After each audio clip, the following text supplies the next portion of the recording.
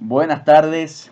En esta oportunidad y en el marco de un curso de posgrado, aprovecho para contribuir a una pregunta que se me hizo hace tiempo y la cual hacía referencia a si era viable estudiar reptiles a partir de indicios indirectos. En aquel momento comenté algunas eh, características simples de algunas especies que permitían indicar presencia-ausencia para contribuir tanto a la riqueza como a la composición específica de un lugar determinado. En ese momento hablamos acerca de restos animales como de tortugas, tenía justo ahí un cráneo de Salvator rufescens, mudas de serpientes, huellas de tortugas, huellas de algunos animales un poquito más grandes como el yacaré, e incluso de algunas teios. Pero con en esta oportunidad podemos dar una vuelta de tuerca, ¿sí? Si bien les dije que había alguna forma de cuantificar nuestros resultados en determinadas oportunidades, en determinados escenarios, por ejemplo, aplicando el método simple de captura por unidad de esfuerzo, ¿sí? Que nos permitiría a lo largo de varios años tener una pequeña noción de cómo se van comportando algunas especies, ¿sí? Y que incluso nos servirían para estudiar el uso diferencial del hábitat. Bien, ahora vamos a adentrarnos con este trabajo en el mundo de las serpientes, ¿sí? Precisamente en las mudas. Entonces la pregunta en este caso sería si es posible estudiar serpientes a partir de indicios indirectos. Este estudio del 2017 que justamente habla de la identificación de especies a partir de sus mudas en Taiwán e islas adyacentes. Pero bueno, entonces, si bien ya lo hablamos, la pregunta que sigue es de qué indicio estamos hablando, ¿sí? Y para lo cual hacemos referencia a la muda o éctisis, que es este proceso que implica cambios cíclicos en la estructura subyacente de la piel y hace referencia a la capa más externa de la epidermis.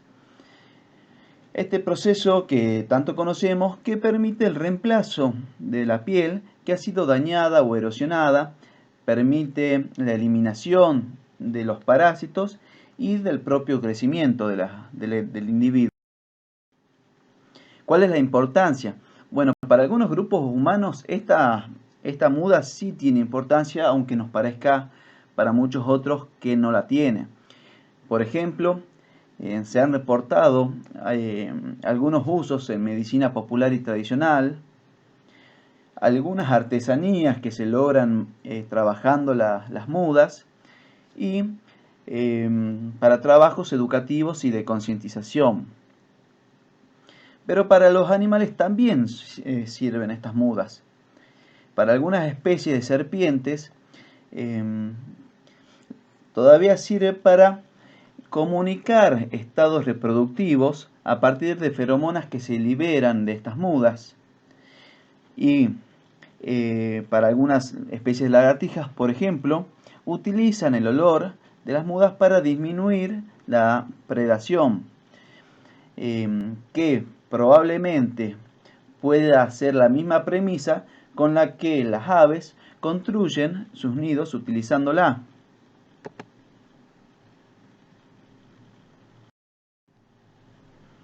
Pero bueno, en todo este mundo académico y científico, ¿para qué nos sirve? Bueno, ya hablamos un poquito al principio, pero nos sirve para determinar el uso del hábitat y para detectar la presencia documentada de una especie, ¿sí?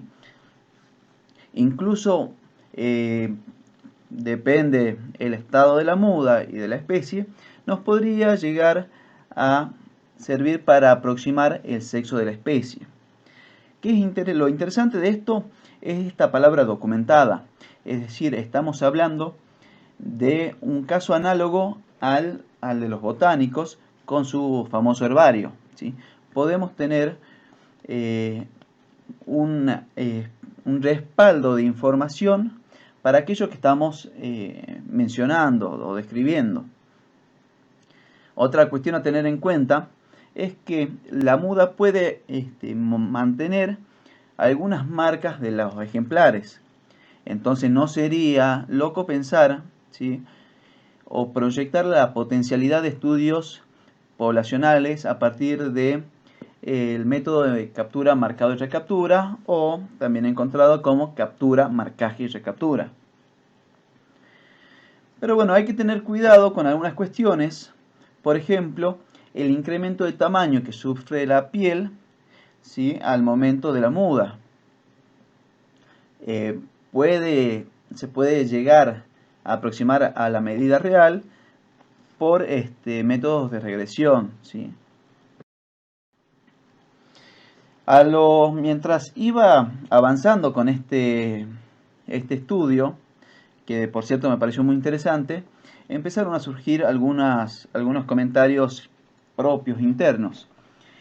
El primero es esto de la exclusión de grupos de herpetofauna en general en tareas de monitoreos y líneas de base ambiental, ¿sí?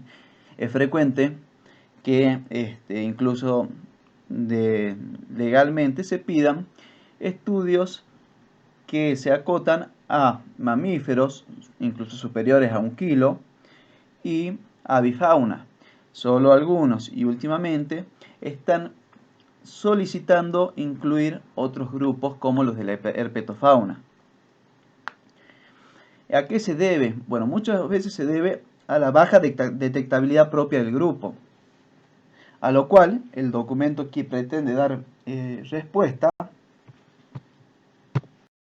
es decir, pretende dar respuesta o plantea la alternativa de los perros buscadores. Pero a esto la pregunta que llega inmediatamente es si realmente es viable para todos los casos utilizar perros buscadores. Obviamente genera un costo adicional, hay que ver la disponibilidad de estos animales, con lo cual es prácticamente inviable, salvo para estudios específicos, por ejemplo, el que nos reúne en esta oportunidad, que está creando una base, ¿sí?, para futuros estudios y es muy dirigido. Después otras cuestiones son los de los hábitos comportamentales, es decir, realmente qué se sabe y qué se desconoce de nuestras especies, ¿sí?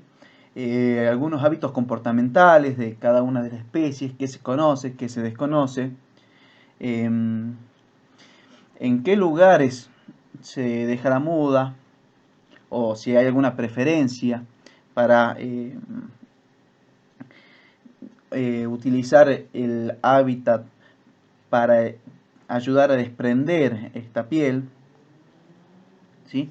Y obviamente la permanencia de esta muda a lo largo del tiempo. Entonces seguimos con el trabajo en cuestión, pero vamos directamente a lo que significa la parte metodológica, ¿sí? El área de estudio, como ya mencioné en el título, es Taiwán e islas adyacentes.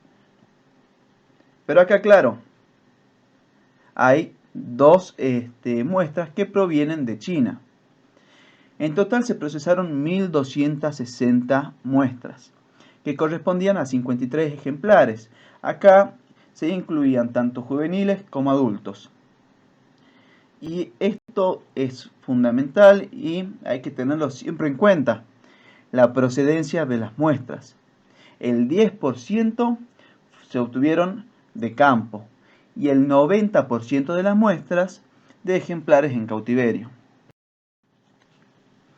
¿En qué consistía el trabajo? Bueno, a grandes rasgos, llegaba la muestra, se la sumergía en agua limpia, se la apretaba para ablandar, ¿sí?, con cuidado de no dañar el material.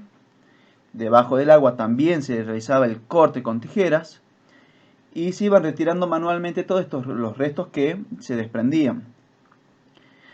Este material se extendía cuidadosamente bajo el agua en redes, a lo que yo entendí tipo mosquiteras.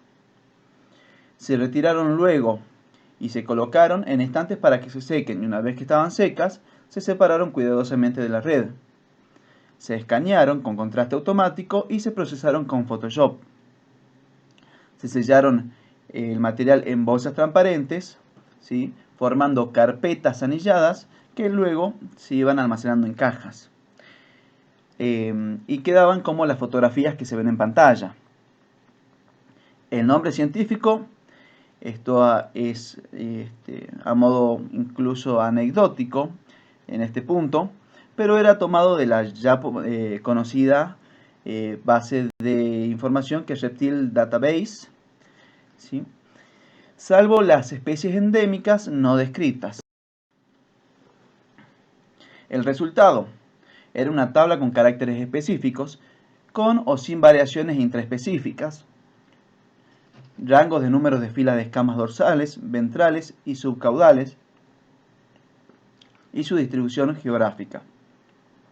Por otro lado, se obtuvo el catálogo fotográfico de las especies, de las 53 especies mencionadas, ¿sí?, y descripciones complementarias de cada especie, con lo cual se contribuía a algunos caracteres específicos. De las discusiones, rescato estos 4 puntos que me parecieron sumamente interesantes. El primero, las investigaciones de los patrones de muda de piel podrían mejorar nuestra comprensión de la ecología reproductiva, conductual y fisiológica de las serpientes y ayudar a estructurar estrategias de conservación, ¿sí? Acá ya introduce un objetivo de manejo. Segundo, existe escasa información respecto a la tasa de descomposición de las mudas. Algunos experimentos indicarían una permanencia de entre 7 y 11,5 días promedio para secciones de 10 centímetros, de Gray 2005.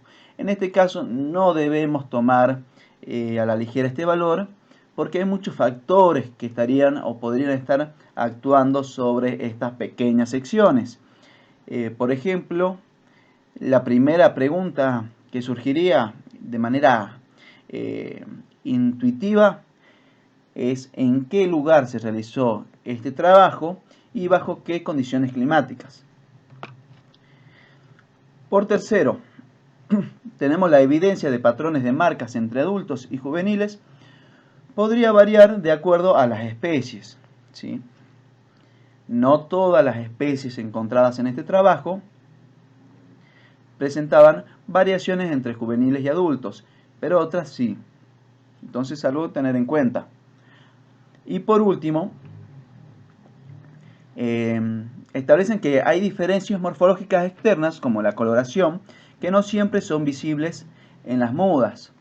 Y esto es de suma importancia en este grupo, porque ya conocemos que son polimorfas, principalmente en cuestiones de patrones y de coloración. Como conclusión, rescato estos 3 puntos. Primero, la utilidad de las mudas en estudios a campo. Acá principalmente acotan a presencia y ausencia. Esto hay que tener en cuenta siempre que la ausencia de un registro o ausencia de evidencia indirecta o directa no significa necesariamente la ausencia de la especie en el lugar o área de estudio, sino quizás el esfuerzo no es el suficiente o el diseño a lo largo del tiempo no fue el adecuado.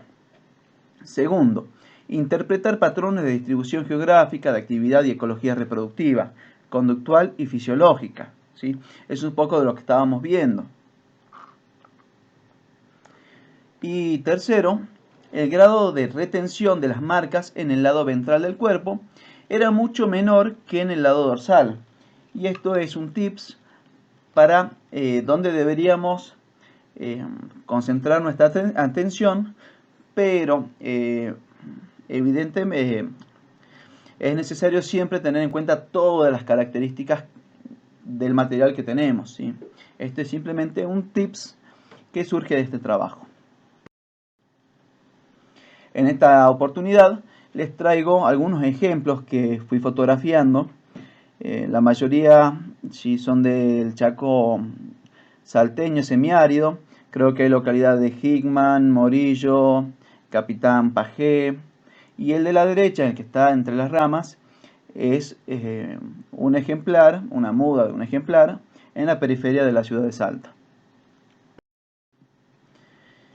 Bien, y a esto dejo abierta la pregunta y la reformulo. ¿En qué tipo de estudios es factible incluir un análisis de indicios de reptiles? ¿Sí? Agreguemos, ¿sigue siendo viable o no viable el estudio de las mudas de piel? ¿O nos quedamos todavía en el hecho de que servirían para contribuir a riqueza y composición específica? Quizás podemos redoblar la apuesta y plantear a futuro nuevos métodos para utilizar este material, ¿sí? De una manera no tanto cualitativa, sino cuantitativa también. Así que bueno, esto sería todo. El trabajo presentado abre las puertas y incluso es una invitación para aquellos que nos apasiona el grupo de serpientes a contribuir a tener información de nuestras propias serpientes, que pasa como muchos de los trabajos, que contamos con información básica de especies que no están en el país y que por ahí inferimos por géneros o por otras especies, ¿sí? Eso sería todo. Cualquier cosa estamos en contacto. Saludos.